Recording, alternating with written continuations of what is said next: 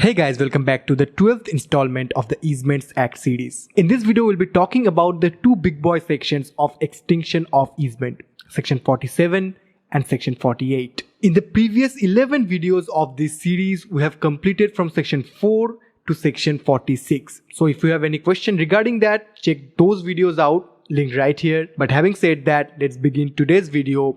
Hey guys, my name is Akash. I'm a fourth year law student in South Calcutta Law College, and you are watching Lawit.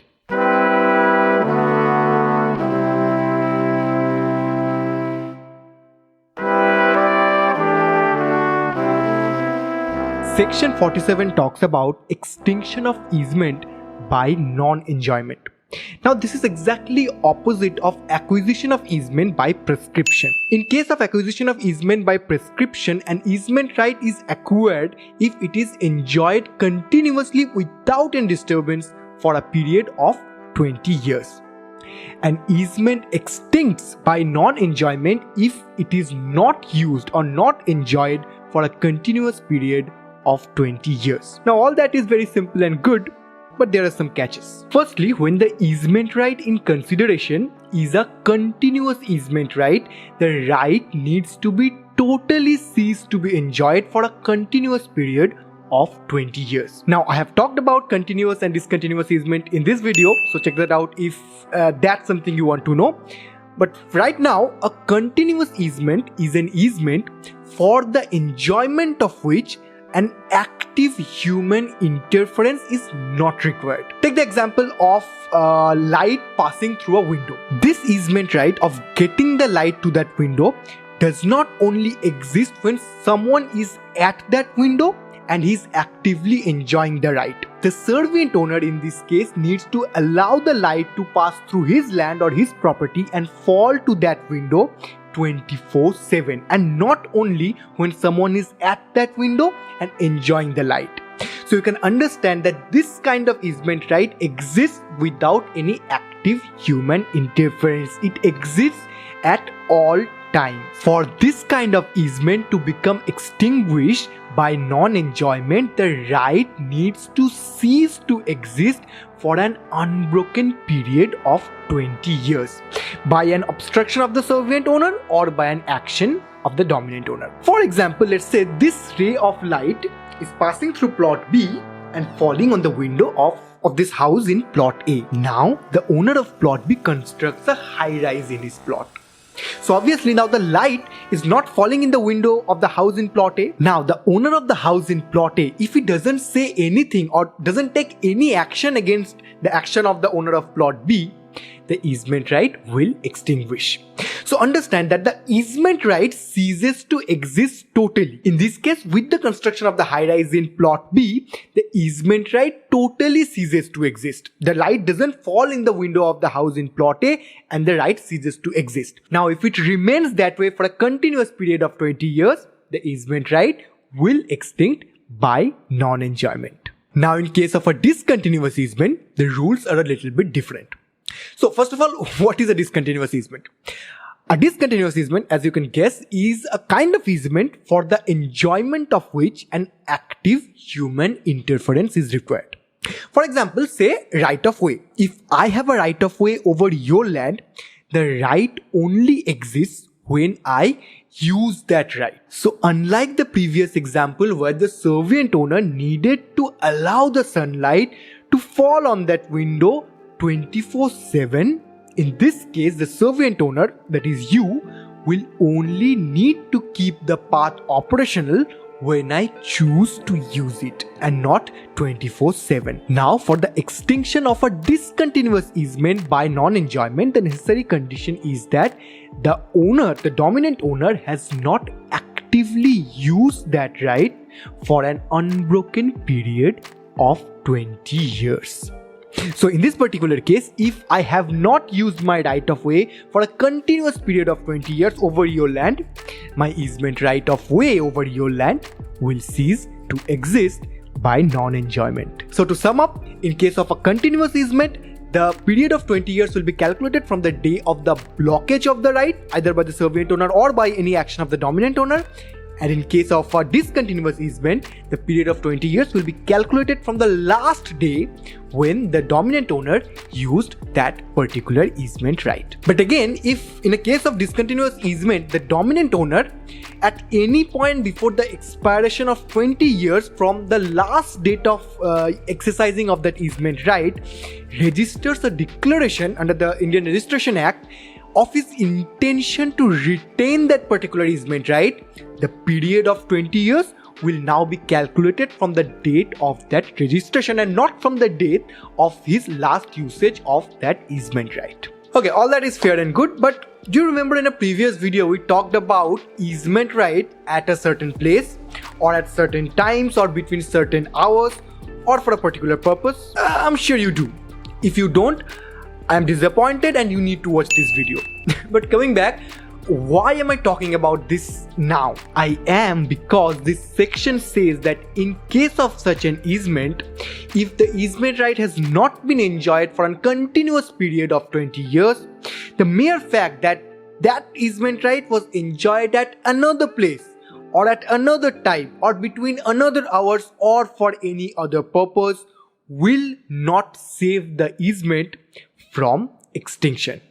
I'll give you an example. Let's say Ramesh has an easement right of taking water for gardening from Suresh's well here. Now, after some days, Ramesh buys a car and he starts taking water from Suresh's well for washing his car as well.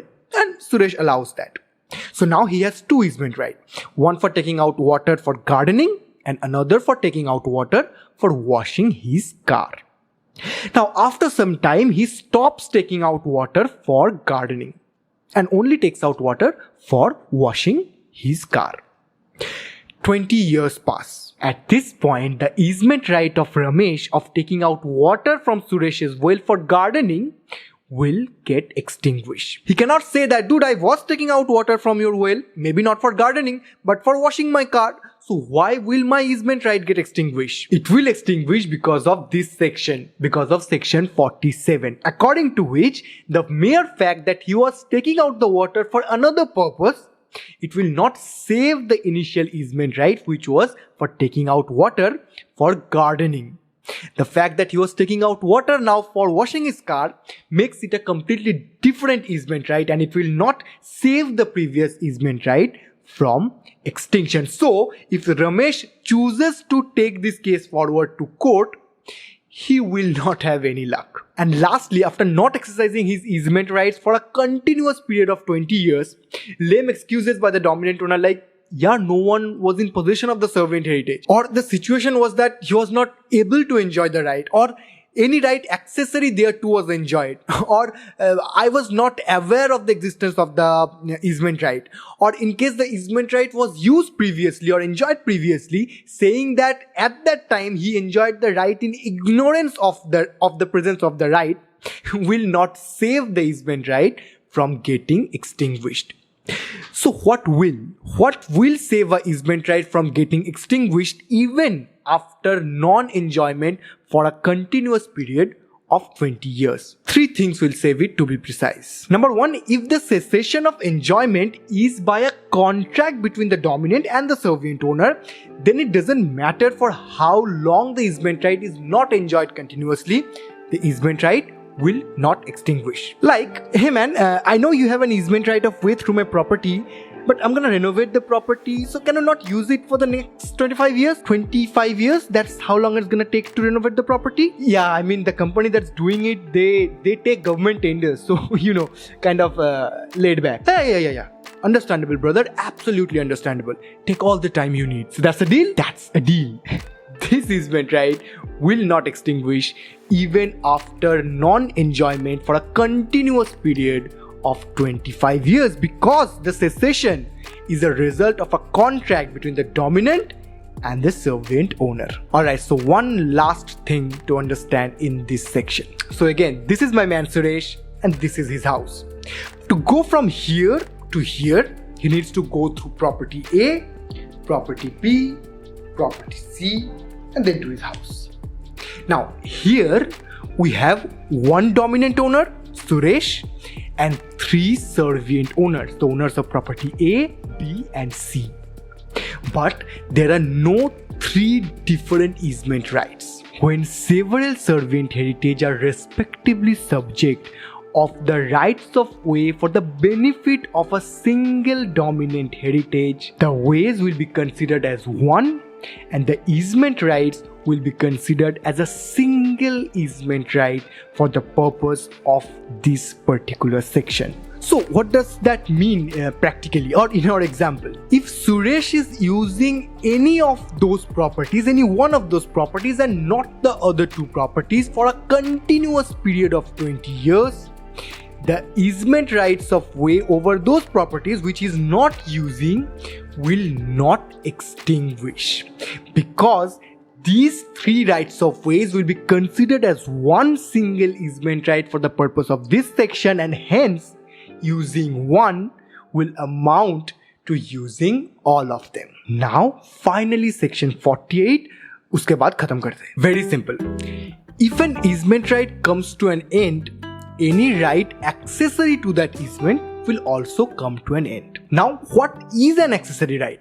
This is a video where I talk about accessory rights in detail. Check that out. But to put it briefly, accessory rights are any rights the exercising of which is required for the beneficial enjoyment of a particular easement right. Then those rights, the exercising of which is essential for the beneficial enjoyment or the proper enjoyment or the full enjoyment of that particular easement right, will be called the accessory rights of that particular easement right. Now, do you remember in a previous video I told that in case of a necessary easement, when the necessity ceases to exist, the easement right also ceases to exist. Similarly, when an easement ceases to exist, the accessory rights attached to that easement will also cease to exist. The accessory rights cannot last longer or cannot exist longer than the easement to which it is attached itself. So if I have an easement right of taking water from your well,